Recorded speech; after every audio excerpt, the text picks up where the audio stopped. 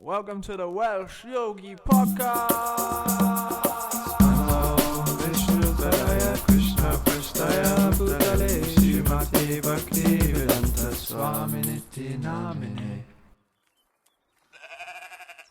Okay, this is the Welsh Yogi Podcast, and we're going into Mantra 1 of Sri Ishopanishad.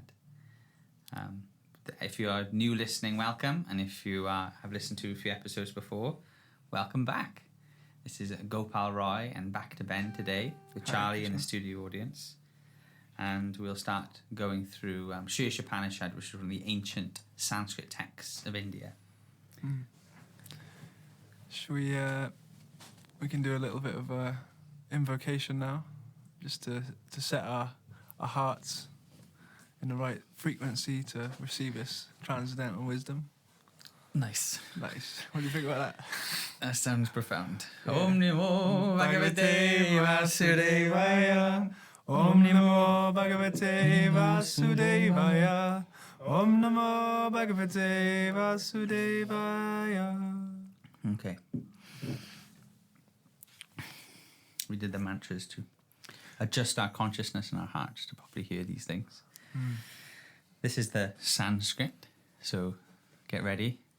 Close your eyes and hear these Sanskrit vibrations, okay? It's all poetry. All these Sanskrit spiritual texts is all poetic, and it's translated into English prose, but here's the Sanskrit.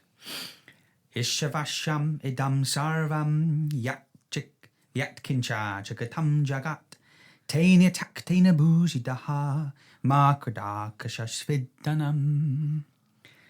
I think, because you have these huge literatures where these yogis would recite all these Sanskrit verses, and I imagine it as an ancient style of rap. Yeah. Because you can imagine how it would be sound, just these two first verses. Punam badam punam punashite punashapunam adaya punam vivava shishite ishavasham idam sarvam yakacham jagatam jagat taina taktina bhujidahu makadaksha. Yeah. When you lay like a fat beat on it, it sounds beautiful. No, it's true. They're original. They're spits and bars. Spits and bars with real spiritual content. Definitely. Okay, here's the translation. Everything animate or inanimate that is within the universe is controlled and owned by Krishna. One should therefore accept only those things necessary for himself, which are set aside as his quota, and one should not accept other things, knowing well to whom they belong. So don't take more than you need, sort of thing. Yeah. Don't be greedy. Be a greedy rascal and just take what you need. Do you want to read the purport as well, Ben? Will you start reading the purport? Let's go for it. So, purport. Vedic knowledge is infallible because it comes down through the perfect disciplic succession of spiritual masters, beginning with Krishna himself. The first word of the Vedic knowledge was spoken by Krishna himself, and it is being received from transcendental sources. The words spoken by Krishna are called apurasheya, which indicates that they are not delivered by any mundane person. A living being who lives in the mundane world has 4 defects. Number 1, he is certain to commit mistakes. Number 2, he is subject to illusion. Number 3, he has a propensity to cheat others. And number 4, his senses are imperfect. Being conditioned by these 4 imperfections, one cannot deliver perfect information of the all-pervading knowledge. The Vedas are not produced by such imperfect creatures. Vedic knowledge was originally imparted to the heart of Brahma, the first created living being. And Brahma, in his turn, disseminated this knowledge to his sons and disciples, who have handed down the process through history. So your reading is different to my book, Yeah, I've got like a 1970s copy, so... Is it completely different? It's not. It's got different stuff. Yeah, mine's from the Kindle. Yeah. Yours is probably the latest and greatest. Nice though. Yeah, this is the 1974 edition. Since the Lord is Purnam, all perfect, there is no possibility of his being subjected to the laws of material nature, which he controls. However, both the living entities and inanimate objects are controlled by the laws of nature and ultimately by Krishna's potency. This Ishopanishad is part of the Yajurveda, and consequently it contains information concerning the proprietorship of all things existing within the universe. It's pretty far out, that, isn't it? Yeah. Real proprietorship. That's the thing, you know, what is it? You know, we claim to own things, you know. Yeah. This is my country. Yeah. Or here's America. I'm going to call this America. You know, Christopher Columbus discovered America. You know, but America was already existing before Christopher Columbus went there. You know, Christopher Columbus. Before he went there, it already existed. Yeah, it's true. I discovered this place. And yeah, the Native Americans are like, what are you talking about? Who are you again, like? How? Excuse me? No, but it's... And that's the thing, we say, this is my country. We designate things, you know, this is America, United Kingdom, but then after we've left this world, these land masses are still there, and we just artificially assign designations to them, but who really owns it? You know, we'd say, I own this, you know, this particular object, and then when we leave this world, we don't, like the Egyptians, they'd be buried in those tombs with all their gold, and so they could take it to the next life, and years later, they... Indiana Jones in there nicking all their gold, like... Yeah, it's still there. You know, still they there, didn't take it with them. You know? There's a... They found this one pharaoh in this one tomb, and he was covered with, like, chocolate and nuts and stuff, you know? Fruit and nut. His name was Pharaoh Rocher. Sorry. I wasn't expecting that. Yeah. Anyway. Fair. Okay. Yeah. No, but it's true. Like when we think we have things, but we even move on from things that, you know, this is my, when you're a kid, this is my toy. But then once you stop being a kid, you're like, I don't care about that toy anymore. You know? Yeah. It's like, I don't know, we only own them whilst we care that we own them, and then... Yeah, so I guess it's who's the real owner of something if you can't take it with you? You know?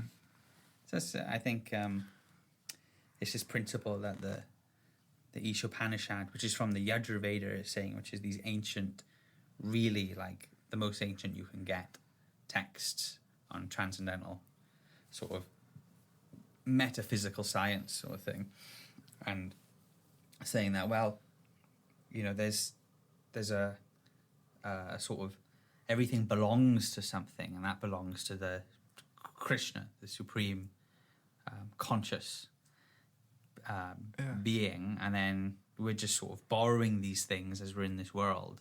Yeah. But we don't become too attached, and only take as much as you are sort of as you need, and is set aside for you. Everyone's got a sort of a quota that's set aside for them. So like the elephants, they take, you know, they need pounds and pounds of food to eat and maintain themselves, and an ant needs a tiny little, you know, grain of sugar or something.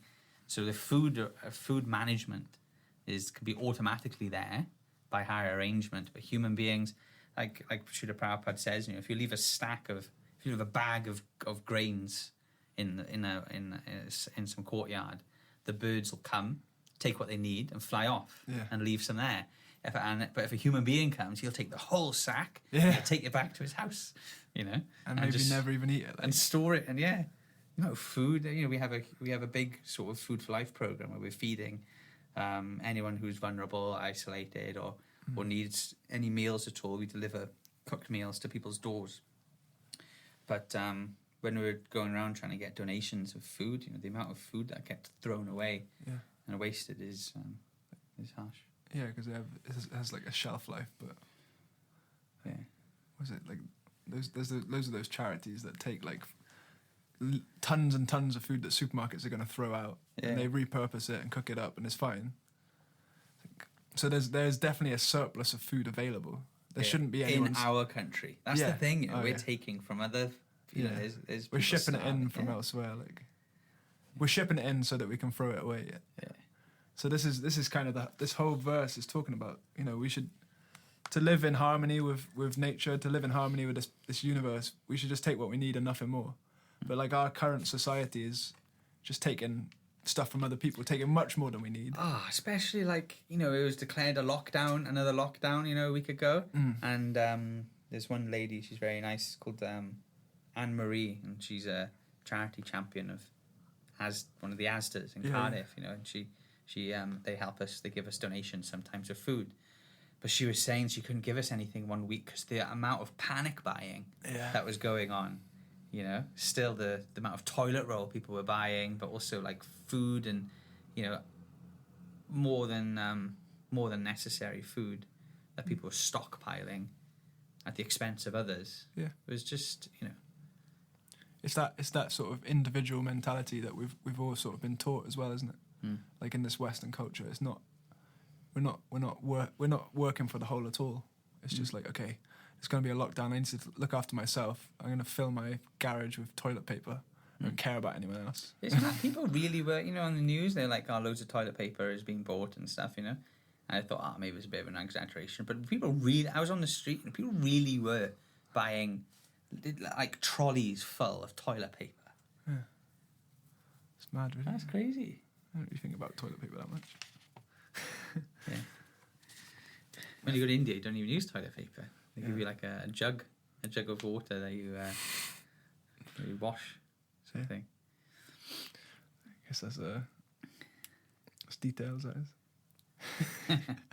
For me, it makes sense, so, Because say if you got loads of like poo all over your body, all over your face. Yeah, just rub a bit of toilet paper on it. Yeah. Say if like someone took a dump on your face. Okay, I imagine it. Right? Close your eyes. Okay, imagine. I'm there. Ben, here's some toilet paper, please. Here you go. Just wipes. Here you go. Oh, No, you'd take you for a bath or shower. I'd find some bleach. I would dip my head in the bleach. On your face. Yeah, I get sometimes these sort of Indian or like you might think, that's primitive, but actually, it's sensible. I think so. That's what I would. Anyway, if in doubt, use both. Yeah. I'm not saying that everyone listening don't bother buying toilet paper, but I'm just saying you don't need, just buy a jug there's instead. Stuff you need, like we're talking about this first, yeah. Just buy a jug. Now the supermarkets, there'll be no jugs left. Everyone will be panic buying jugs. Everyone's buying jugs. We're not saying that. What I'm saying to the beautiful listeners is that you just be conscious of what we need, and then you take the balance of time and cultivating spiritual life, and then the world will be a happier place. Yeah, forever and if you ever. See, if you have someone told me this once, and I thought, if you've got a resource, say if everyone's taking, now imagine you're in the middle. There'll be more hands taking from you than you could take from anyone else. So you'll always lose. If everyone's giving, you'll have more hands giving to you than you could possibly give away. Yeah. So if everyone's in a giving culture more than a taking culture, but it's something that does take, I think, purity of heart rather than just theoretical knowledge. It takes real sort of deep faith that, okay, if I can just live on the sort of not the minimum, but there's just a happy standard. Yeah. Which what the happy standard is probably a bit warped these days, sort of thing. Yeah. But if I can live like that, then I'll be happy. Which is why I think in other cultures they train you to be. Their version of school would be being a monk, because a monk life, even if someone does it just for a couple of years, trains you to learn that you can be fully satisfied with nothing. You don't need anything to feel full satisfaction. As long as you've got the basic necessities met and the balance of time, you can really experience and enjoy the spiritual cultivation that's available. Then you realise, actually, I don't really need anything. Yeah. That's what I found from living in an ashram for a number of years, and now, as I'm married, I've realised, I don't really need anything. Such a great foundation. Yeah, it's real learning. And I met someone the other day, and she was lamenting that she thinks her kid is your child isn't really learning anything of substance in school, in terms of life skills or how to navigate through this world. And I was thinking, but if you can train, if the training involves, children or anyone learning that actually I can be fully satisfied. I'm not reliant on these material objects to experience satisfaction. Then that's such a great bedrock for one's life. Yeah. No, it's true. What do you think, Charlie? That was really nice. Yeah. It's really, really nice. Charlie, I really like nice. that example that you said, though. Like, if everyone's giving, you can only take so much. Imagine a world where that was happening, like, because you would receive from everyone, and then you'd be, like, spilling over. Everyone would be giving, then everyone would have enough. Like, it seems to make sense to me. So, I want to Carry on reading, yeah? Yeah, I want to keep on keeping on. Like. You got a nice little medallion man chest thing going. Oh my god! When did that happen? You got your nice medallion man knitting a necklace with your hairy chest coming out your shirt. How did that happen? Like, I don't know. Right, should we carry on reading? just keep on keeping on. Do you want to carry on? I've lost where we are now in this purple. I think we were. This is confirmed. Okay, so we were talking about how. The Sri Upanishad is part of the Yajna Veda, and it contains information concerning the proprietorship of things existing in the universe. Yep. So like there's 4 Vedas, isn't it? And I guess the Yajna Veda is stuff that talks about that. One of the Vedas. Yeah. There's 4. It's split into 4, right? Yeah. I think that we talked about that in the previous. It was mentioned that Vyasadeva split them up. Yeah. So now we're into Krishna's proprietorship, right? Yeah. So this is confirmed in the 7th chapter of Bhagavad Gita, chapter 7, verse 4 to 5, where para and apara, prakriti, are discussed. The elements of nature: earth, fire, water, air, ether, mind, intelligence, and ego, all belong to the inferior or material energy of the Lord. Whereas the living being, the organic energy, is para prakriti, or superior energy. Interesting, isn't it? Organic. That means like living. Yeah. You got dead energy, which is here called apara, right? Yeah. Yeah, you got your dead energy. Yeah, like this table. Stone, apara prakriti, and then you got para prakriti, which is that life force there. Yeah, the thing that moves the matter. Yeah. You know what I mean? My body, if it just got the elements on its own and just, you could just lie on the floor if it wasn't for me as the higher category of energy being able to move. Yeah. Like this cup won't move on its own, but if I use my potencies as a para prakriti, a higher type of energy, I can pick up this lower energy and move it around the table, So there's 2 different categories of energies going on in this world.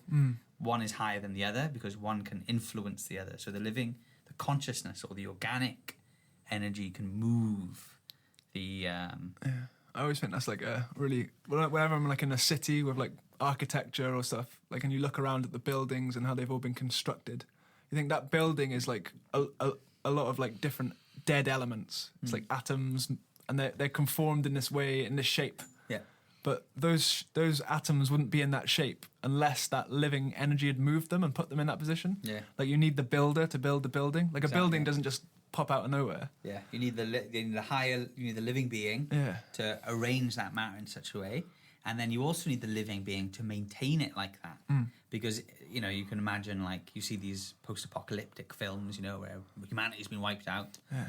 But then naturally all these structures, it's the law of entropy, a complex structure naturally goes into a less and less complex structure if there's no living being to maintain it or to form it into something more complex. Yeah. Does that make sense? Yeah, definitely. I heard like a really crazy explanation of like in the Atma paradigm, which is with Akundadi. Oh, yeah.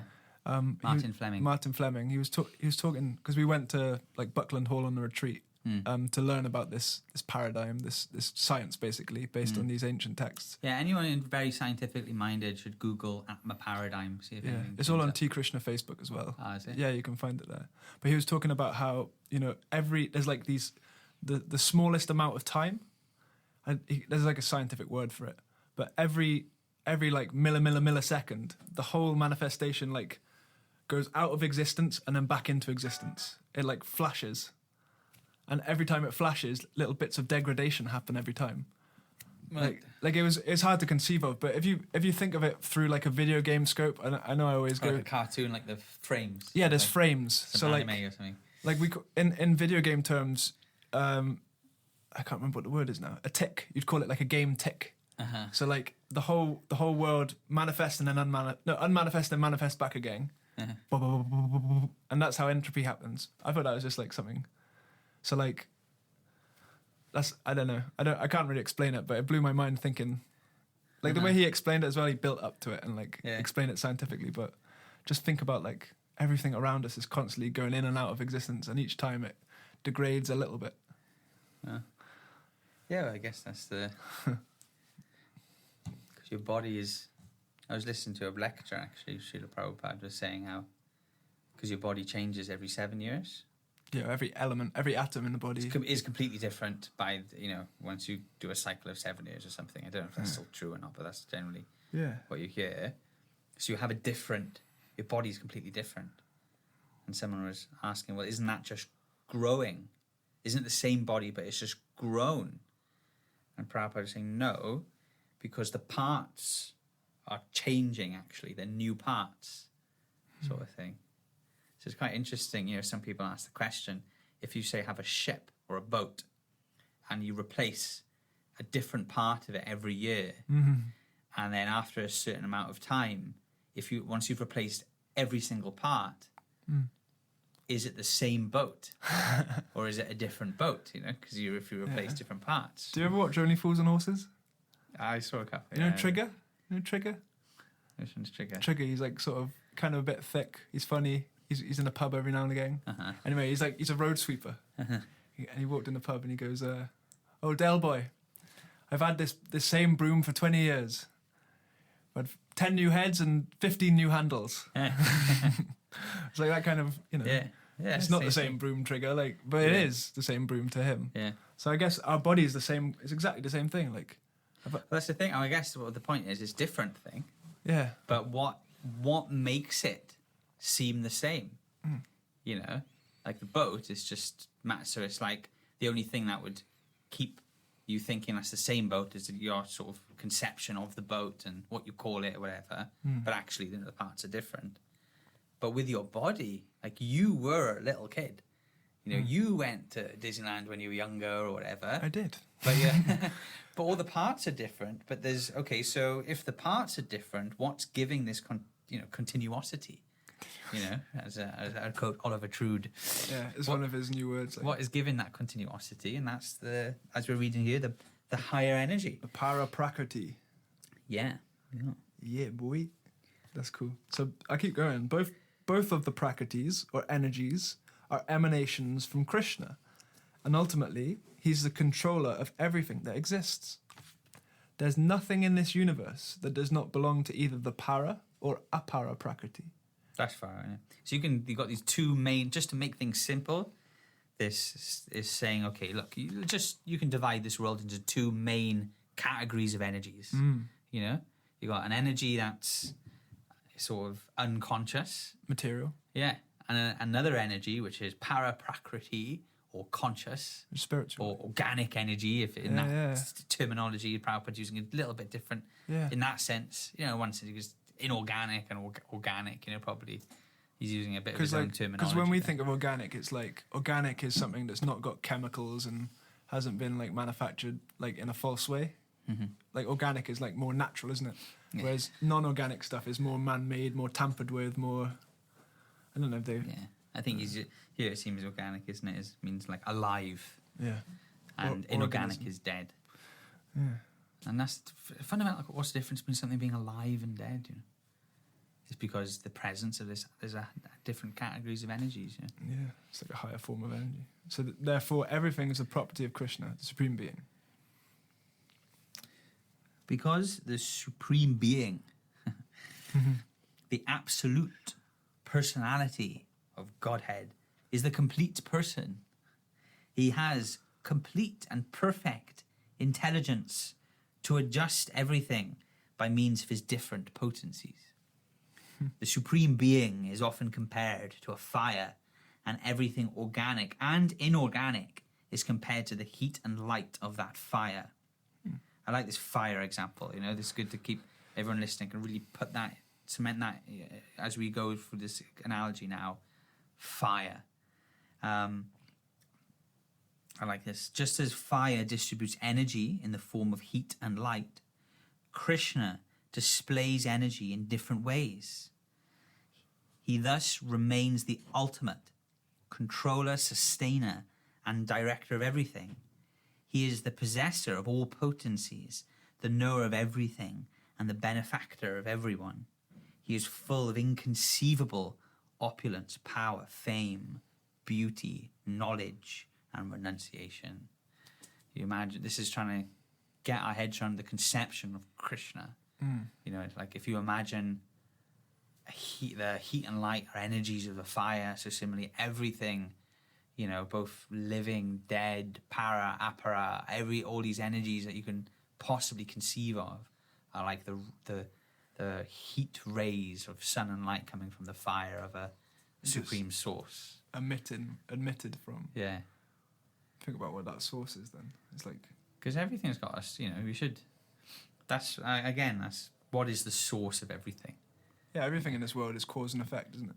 So what's the cause of all causes? And all of, yeah. Sanskrit, it's karana karanam. What is the cause of all causes? Like that's the sort of argument. Oh, if you believe in a sort of a god figure, people don't like the word God, but you know, just for the sake of speaking, like, well, who created God? Yeah, that was one of my questions. I was like, I got. Yeah, yeah. You think. Oh yeah, God. Well, who made God then? Tell me, Gopal, who made God? So that's the thing. It's like, well, that's not the conception. You know, the conception of the cause of all causes isn't like if you can conceive of a God that has been created. Well, that's not what we mean when we say God. You know, what we're saying is there is a cause of everything. Now the question is, that cause of everything, you know, because there has to be some cause, otherwise you just got like an infinite regress sort of thing, you know. So which is just unsatisfying, sort of philosophically, you know. There has to be some cause of everything.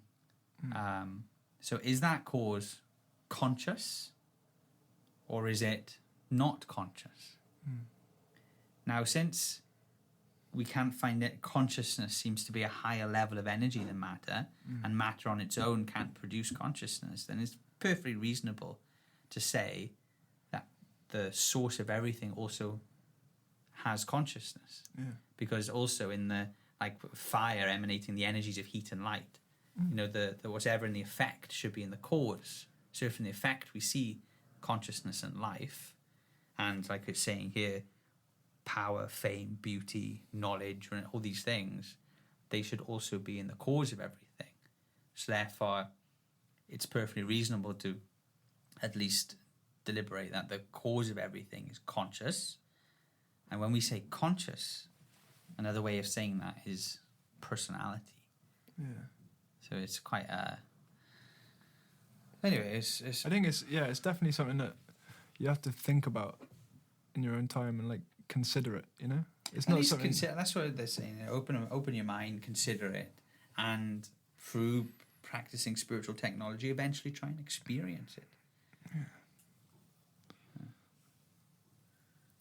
Are you making sense here, Charlie? Yeah, plenty of sense. Plenty of sense. I mean, I think I'm finished. I'm happy to finish there, to be honest. Yeah, I thought that was really interesting. A bit of a mind blower. Some good stuff. Para prakriti and apara prakriti. Try and remember that. The words of the week, aren't they? Words of the week for sure. Prakriti means nature, is it? Or energy?